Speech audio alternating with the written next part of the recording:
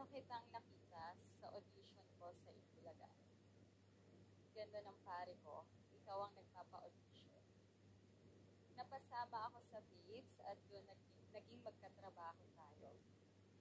Meron pang interview minsan at naitanong kung sino ang crush ko sa mga artista. Ang sagot ko ay Jose Manalo at syempre si Lloydie.